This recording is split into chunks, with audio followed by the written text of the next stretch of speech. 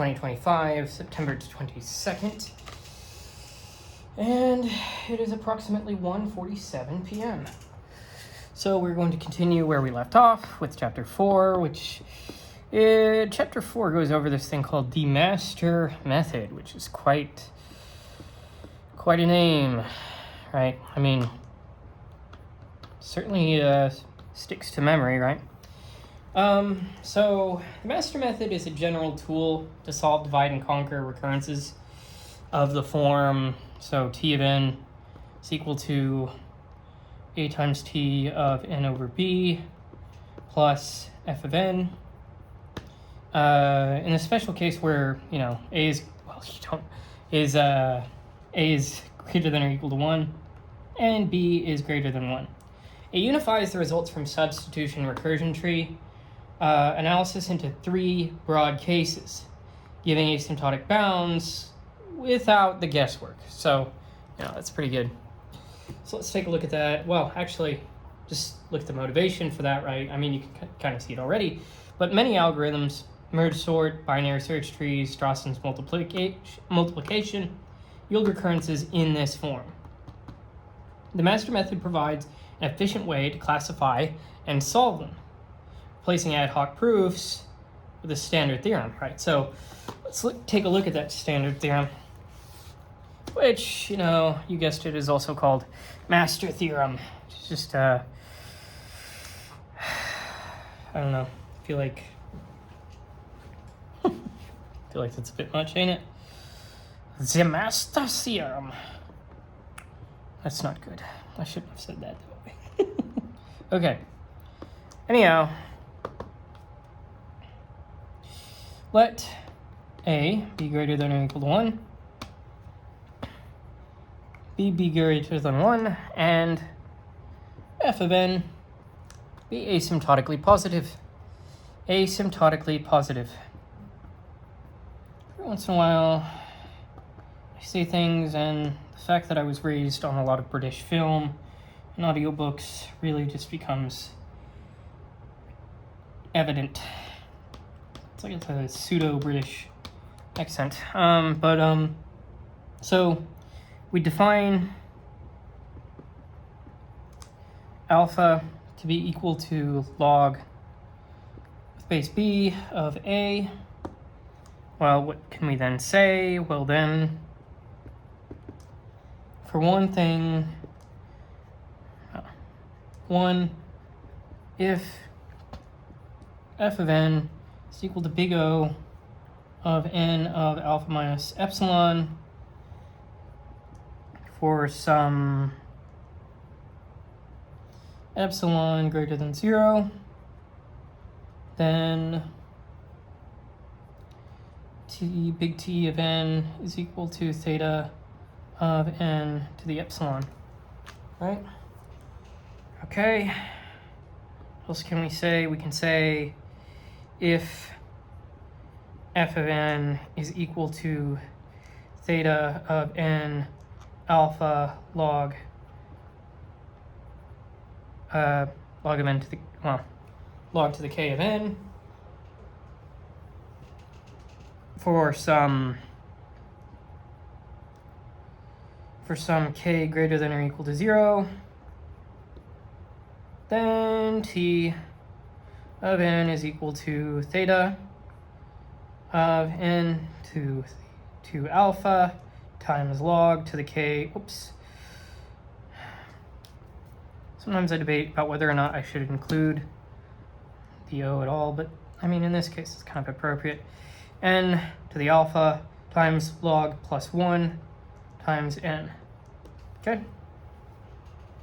There's a third case here, which I don't really have too much room for. I mean, I can sort of squeeze it in here, I guess. Okay, so third case, if f of n is equal to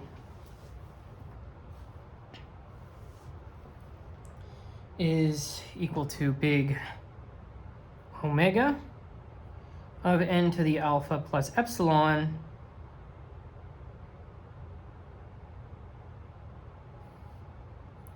for some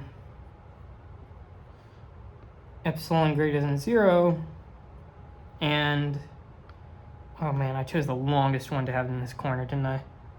If A times f of n divided by b is less than or equal to c times f of n for some c less than 1, oh my gosh, okay. This is ridiculous. Some c less than 1, and that and is just there to mock me. And it's okay. Okay, here, okay. There. What's she gonna do now?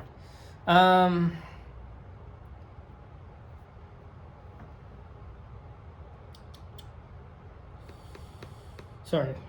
Sufficiently large n, the regularity condition, you know, that's just a thing that we usually have on these, so I'm just gonna name it a bit. Then T of n is equal to is equal to theta of f of n. Goodness. Okay, so there we go. We have it. We have the theorem poorly written down, but written down nonetheless. So let's look at a few examples.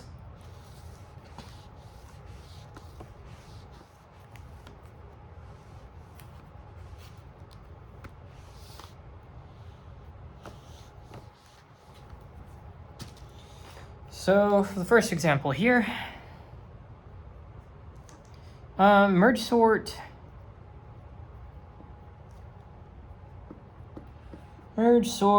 satisfies T of n equal to 2t of n divided by 2 plus theta of n. Here, A is equal to 2, B is equal to 2, so alpha is equal to log sub 2, base with base 2 of 1, which is equal to 0. Now, since f of n is equal to theta of n, case 2,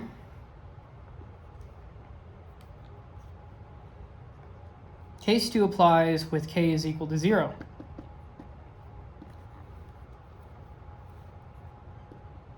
That's why it's the master theorem. It's like so precise. I guess. No, what is it?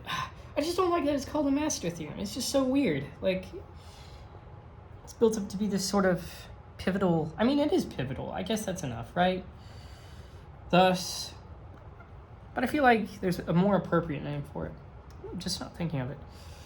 Thus, T of n is equal to theta of n log n. Okay.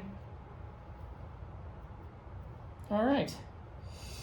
So let's look at another example.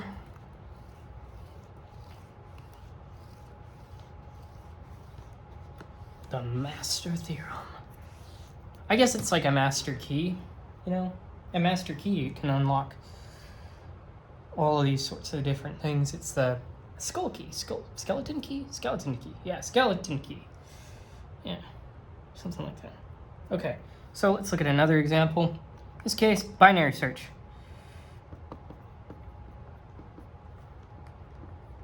Now, binary search satisfies T of n is equal to T of n divided by 2 plus theta of n. Now, here, A is equal to 2. I'm sorry, A is equal to 1. A is equal to 1. B is equal to 2. So alpha is equal to log base 2 of 2, which is equal to 1. Now, since since f of n is equal to theta of 1, which is equal to theta of n to the alpha,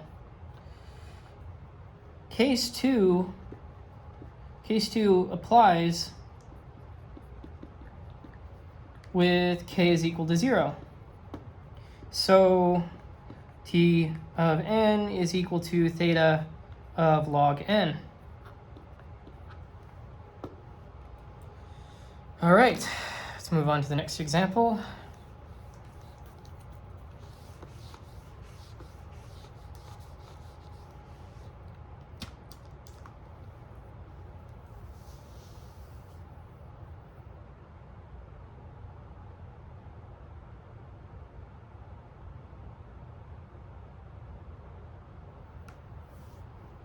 So for this next example, let's look at Strasson's algorithm. Well, Strasson's algorithm satisfies, come on, handwrite faster, satisfies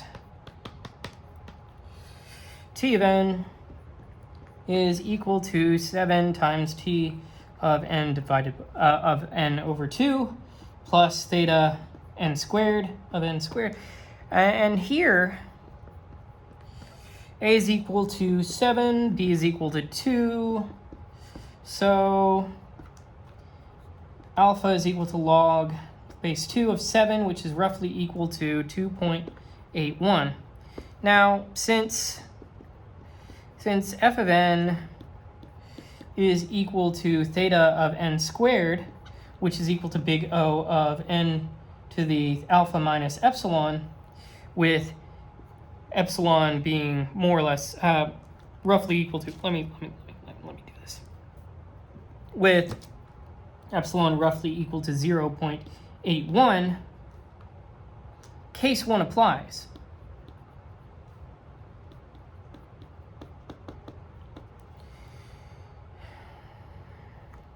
So t of n is equal to theta of n to the log base 2 of 7. N to the log base 2 of 7. Yeah. Okay. So what are some of the limitations of the master theorem? I mean, even a master's got to have limits, I guess. And in this case, I sort of have alluded to it earlier. But let's just go ahead and write them down. So let me put that away. So the master method, of the master method, master theorem as a whole, you don't get the method without the theorem. Theorem is just a formal description of the method, I feel. It's like its cases and whatnot. But let's just say, so for one thing, it doesn't apply if f of n doesn't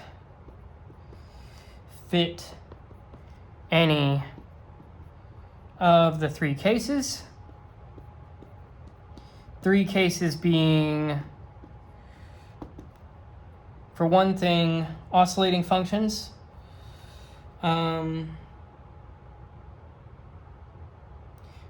Doesn't fit any of the 3 cases. We mentioned 3 cases, sorry. Examples of what it wouldn't take outside of these 3 cases are, for one thing, an example of that. Something that doesn't lie within those 3 cases, which we discussed earlier, is oscillating functions, right? Oscillating functions don't fit that.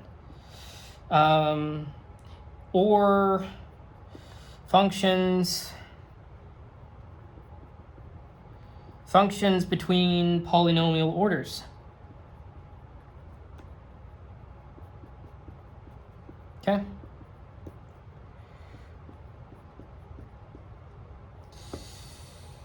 And in such, and that's pretty good, because I mentioned earlier, and I kept on mentioning it, if you want something to be called a master theorem, then it has to cover all cases, but that's fine, because this thing It takes in, I'd argue, the most cases out of any other thing that we've looked at to as far a degree as it achieves, right? So,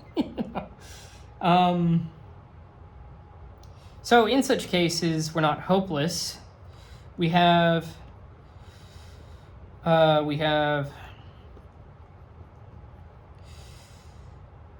tools. We have other tools. So substitution for one.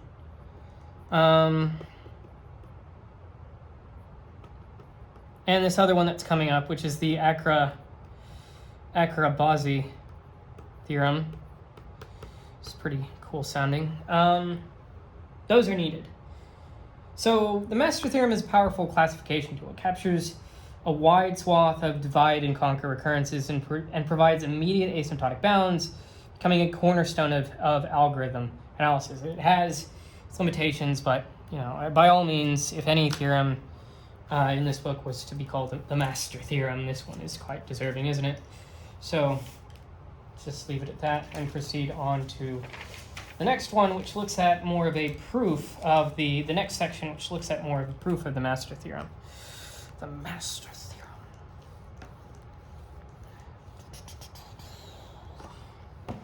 Oops.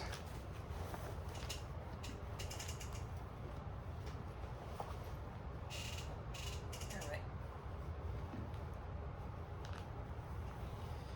Okay.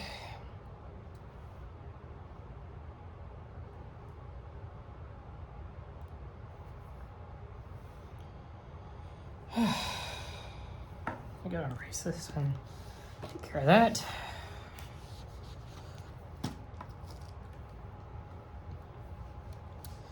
Okay, so the master theorem's power lies in its simplicity, but its proof rests on the recursion tree method. So by expanding the recurrence into a tree and bounding costs at each level, one's able to establish the three distinct asymptotic cases. So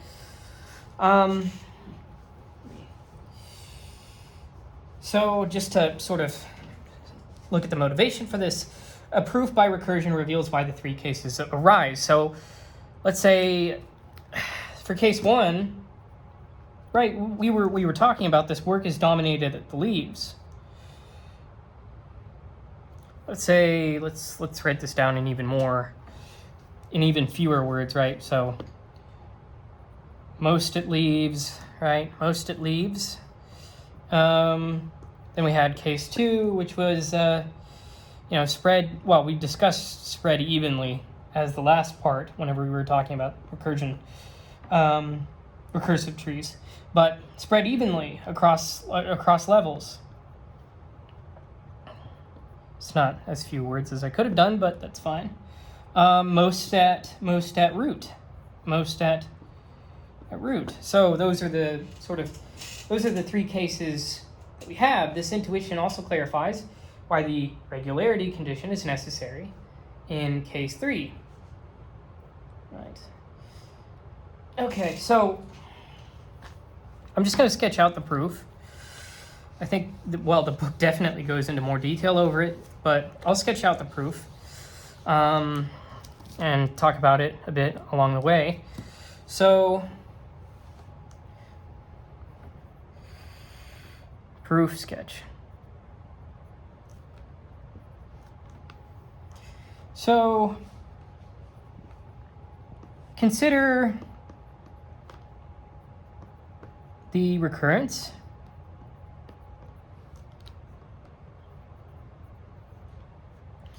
T of n is equal to alpha times T of n over b plus f of n in the case in which a is greater than or equal to 1 and b is greater than 1.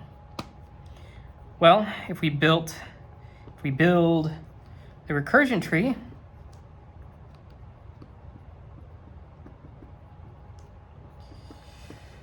what we have is for level 0, that is the root, cost is equal to, cost of f of n. Level 1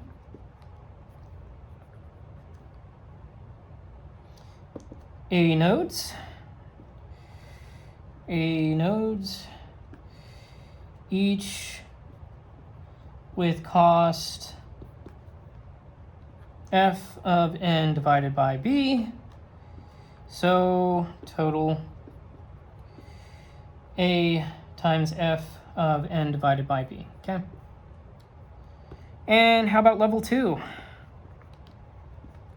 Well, for level 2, A squared nodes, each with cost f of n divided by b squared. So total A squared times f of n divided by b squared, okay? All right. Now, let's take a look at this a bit extended.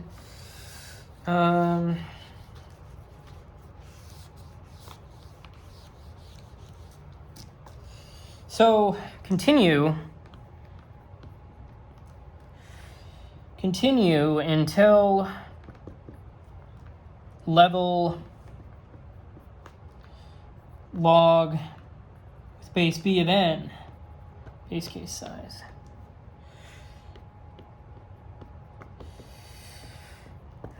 Now, let alpha be equal to log base b of n. Now, each level's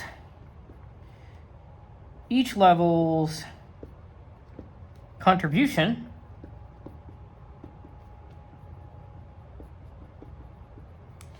can be compared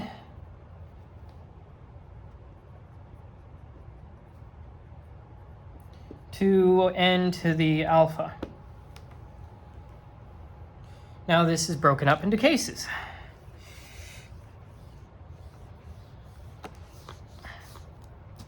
So for case 1, if f of n is equal to big O of n to the alpha minus epsilon, then f of n divided by b to the I is equal to big O of open parentheses n divided by b to the I close parentheses to the alpha minus epsilon. Now, multiplying by a to the I is equal to open parentheses b to the alpha close parentheses to the I. So the level cost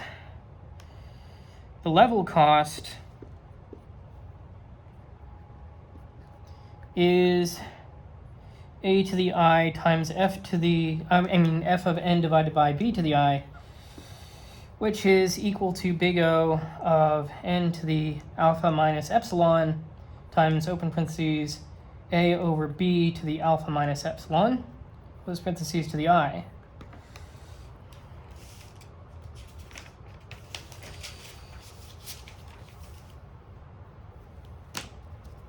Let's continue this.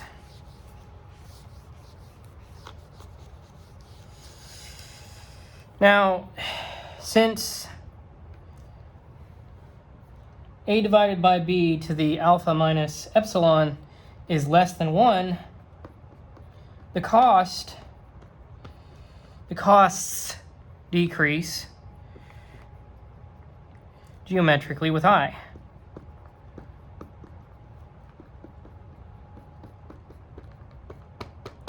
So the root dominates.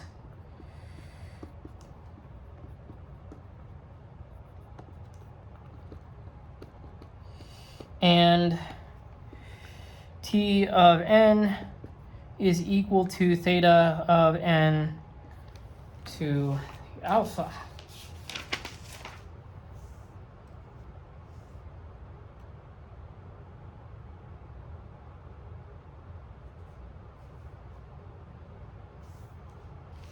All right. So let's look at the second case now.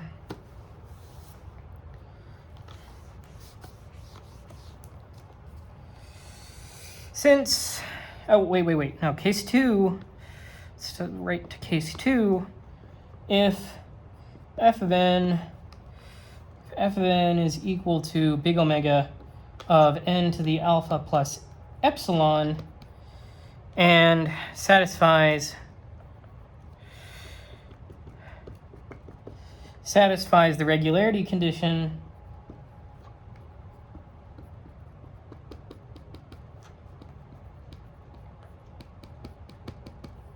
that being a times f of n divided by b is less than or equal to c times f of n for some c less than 1, well, then costs decrease as we descend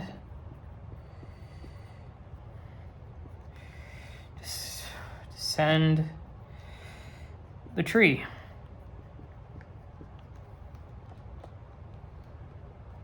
So the root dominates.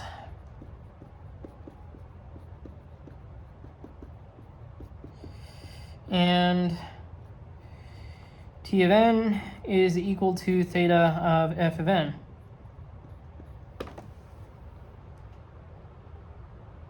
Whoops, nope, sorry.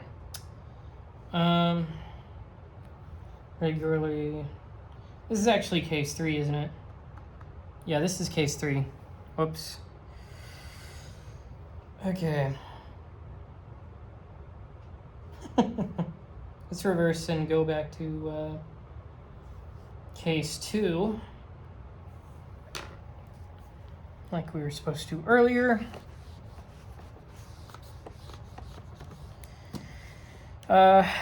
Case 2, if f of n is right on the money, it equals theta of n to the alpha times log to the k of n, then each level contributes theta of n to the alpha times log to the k of n divided by b to the I. There are theta log n levels. So summing these up. So summing yields theta of n to the alpha times log to the k plus 1 of n. Right?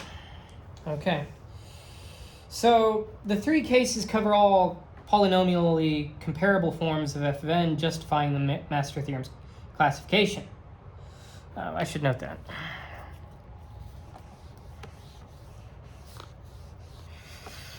So 3 cases.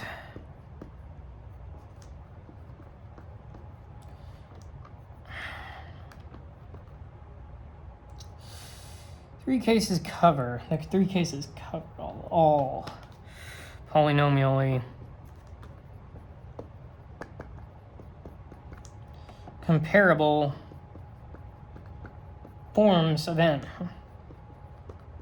forms of f of n, justifying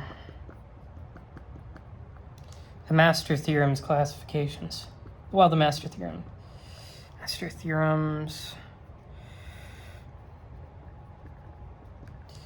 classification.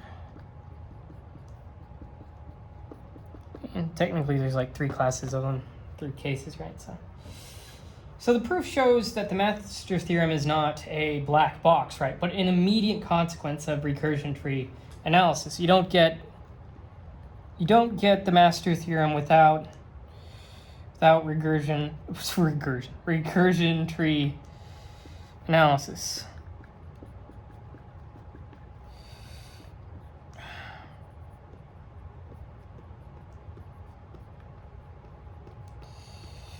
The regularity condition prevents pathological, abnormal, whatever you may call it, F of n, that would otherwise cause lower levels to contribute comparably. So, that being said, we conclude on the proof of the master theorem. Don't have too much to say on that for now. Let's move on to the most interesting name in here, which is saying a lot whenever you have the master theorem. For section 4.7, we discuss the Acra-Bazzi method.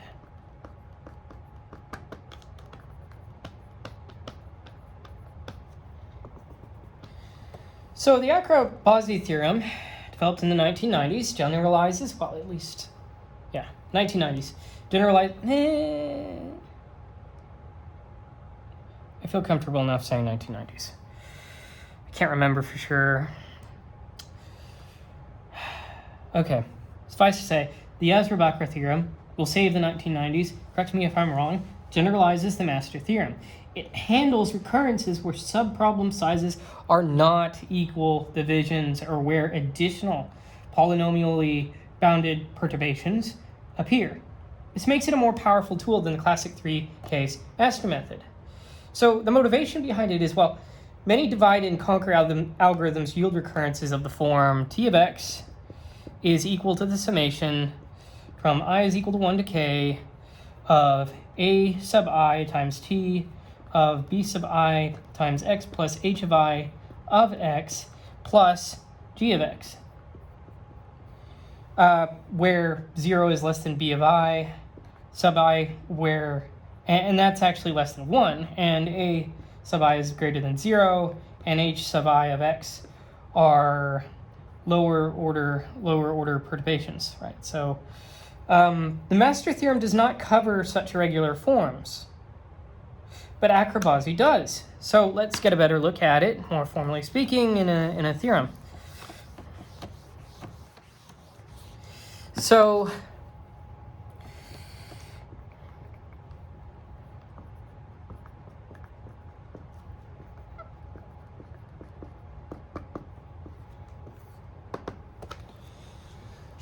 let's let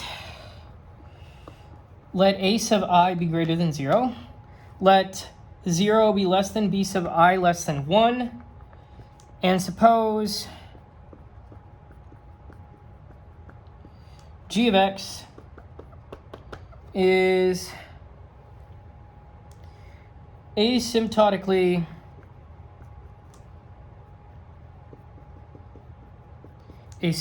positive and locally integrable.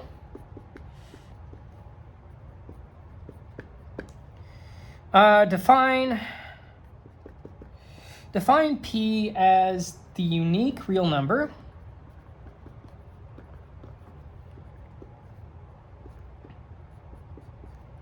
satisfying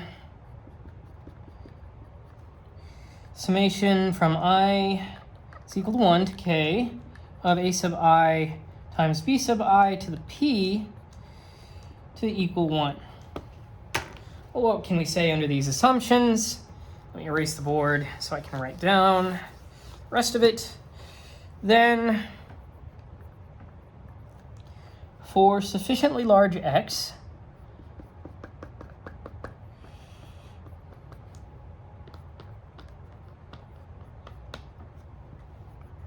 t of x is equal to theta of x to the p times open parentheses 1 plus integral from 1 to x of g of u over u to the p plus 1 du, close parentheses. So then for sufficiently large case, t of x is equal to theta of x to the p times open parentheses 1 plus the integral from 1 to the x of g of u over u to the p plus 1 du. So It's quite a mouthful, right? But it needs to be. It needs to be. So I mean, needs to be.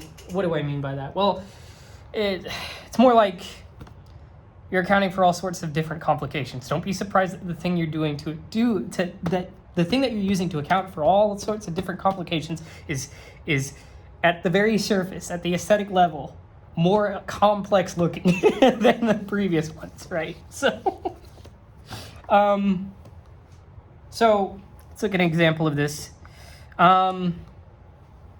Consider t of n to equal t of n divided by 2 plus t of n divided by 3 plus n. Here, whoops, too many e's. Too much e's leads to so little work, but a sub 1 is equal to a sub 2, which is equal to 1. B sub 1 is equal to 1/2. B sub 2 is equal to 1/3. Now, let's say we have to solve for p, right? Well, for p, in the case in which we have open parentheses 1/2 close parentheses to the p plus open parentheses 1/3 close parentheses to the p, which is equal to 1. So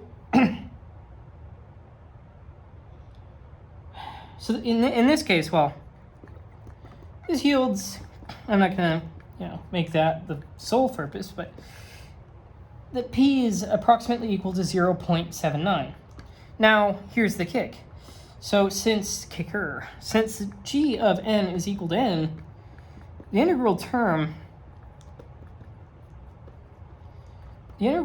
contributes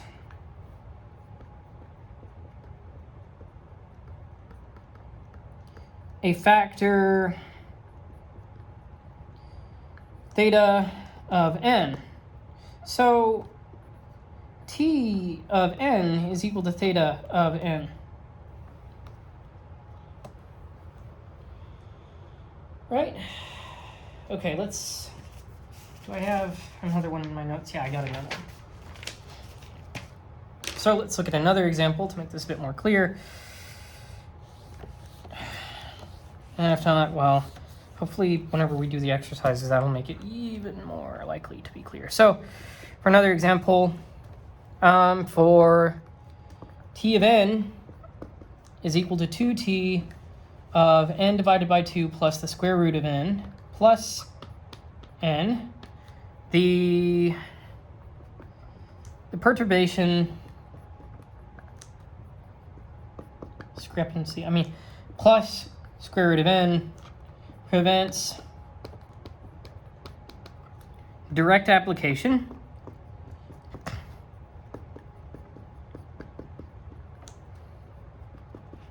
of the master theorem.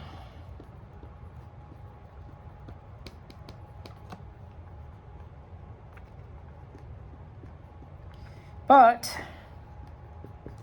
Akravazi accommodates it.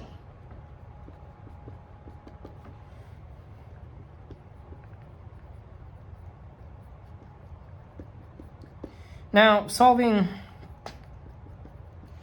2 times 1/2, 2 times open parentheses 1/2 close parentheses to the p is equal to 1 gives p is equal to 1. The integral term here,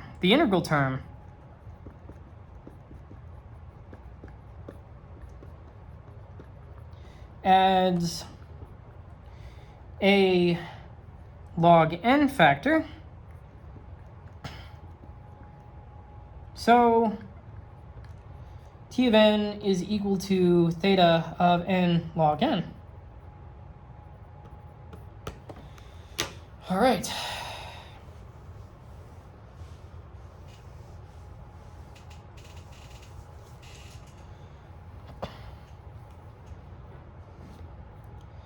Now, intuitively, okay, so the exponent p generalizes log with base b of a from the master theorem. It balances the branching factor a sub I with shrinkage factors b sub I. So the integral accounts for the cumulative effect of the additive function g of x, okay? So to conclude, the Agrabahzi method completes the divide and conquer toolkit, where substitution provides, well, let me just put it down this way. So, where substitution provides a certain level of flexibility.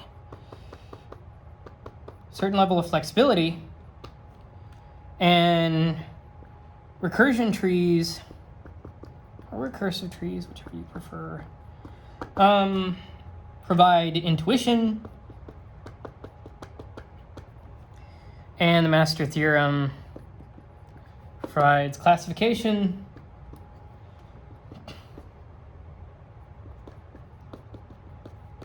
The Agrabahzi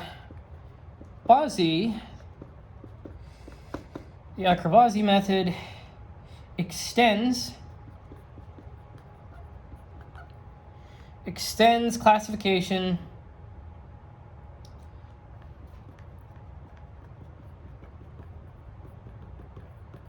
to irregular recurrences beyond